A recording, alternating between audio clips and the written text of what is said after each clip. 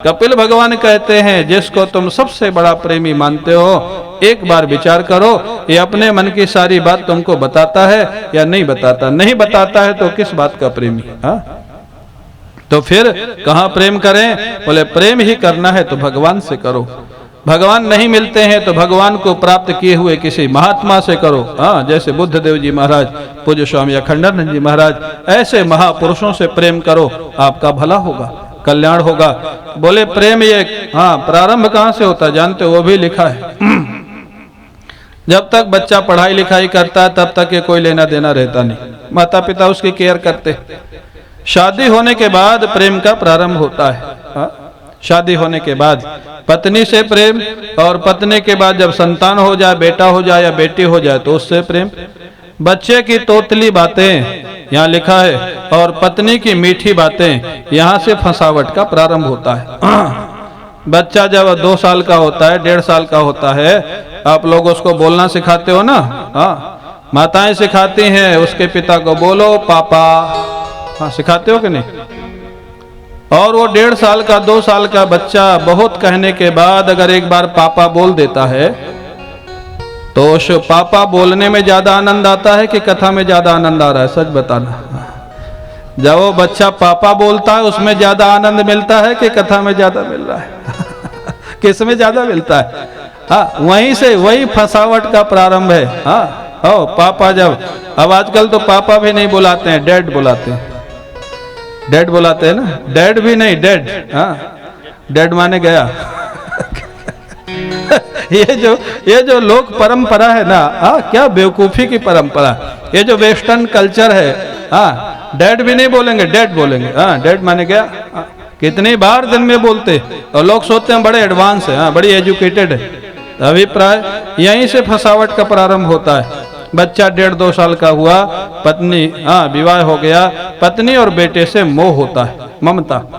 और बच्चे के पढ़ाने में 20 साल लग जाते हैं, कम से कम आज के समय में 20 साल।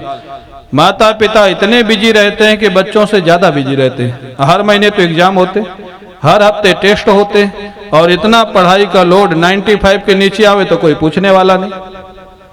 हर बच्चे को 98, 99 चाहिए, कहां से आएंगे महाराज? इतना एग्जर्शन माता पिता को। और वो बच्चे का जब विवाह हो जाता है 25 साल 30 साल में, और बहू अच्छी आ गई तब तो मेहनत सफल हुई, और बहू अच्छी नहीं आई, जैसे अभी कथा सुनाई थी ना, अगर वैसी आ गई तो 25 साल तुम्हारे मेहनत के बेकार चले गए। वो आपके बेटे को लेके अलग हो जाएगी। और इसके बाद वो जब बेटे बहू बड़े हो जाते हैं, बिजनेस संभालने लगते हैं, अब महाराज पिताजी बड़े हो जाएंगे, 70 साल के हो जाएंगे, बेटा 35-40 साल का हो जाएगा, और पिताजी सोचते हैं बेटा हमारे अनुसार ही काम करे। अब जनरेशन गैप होता है, काम करने के तरीके में फर्क हो जाता है, वो पूरा नहीं कर सकता है। बार बार बेटे को बोलेगा पिता ऐसे कर, 2-4 बार सुनेगा, बाद में बोलेगा पिताजी आप भोजन करो, भजन करो, मेरे काम में बार बार दखलंदाजी मत करो। अब पिताजी को शौक होता है, मैंने इतना किया इसके लिए, ऐसा बोलता है। अब महाराज बेटे लोग अलग अलग हो जाते हैं, और अवस्था बढ़ी, 80 साल के हो गए, 90 साल के हो गए। उसके बाद बीमारी आती है, शरीर से चला नहीं जाता है, ऑफिस नहीं जा सकते हैं। बच्चे उनको सारी बात बताते नहीं है, वो पूछते हैं तो भी नहीं बताते। अब जब वो मरणासन्न हो जाते हैं तब बच्चे आकर के घेर के खड़े हो जाते हैं। लिखा है, कपिल भगवान सुना रहे हैं आपके जीवन की घटनाएं, ये सब होता है जीवन में। जब वो अंतिम समय आ जाता है, सारे लोग घर के घेर के खड़े हो जाएंगे, फिर पूछेंगे अब कैसा लग रहा है? अब उससे बोला नहीं जा रहा है। वो मरणासन्न अवस्था में उससे पूछते कैसा लग रहा है? जो लग रहा हो तो लग ही रहा, आप क्यों तंग कर रहे हो, परेशान क्यों करते हो? फिर भी नहीं जब बोलेगा तब फिर पूछेंगे हमको पहचान रहे हो? माने जीवन भर पहचाना है तो ये दुर्दशा हुई, अब और पहचान लो जो सीधे नरक चले जाओ मरने के बाद। अंत में अपनी पहचान क्यों कराते हो? भगवान का नाम लो, गीता सुनाओ, भागवत सुनाओ, भगवान की स्मृति आवे तो भगवान के धाम को जाएगा। यह है दुनिया की सच्चाई।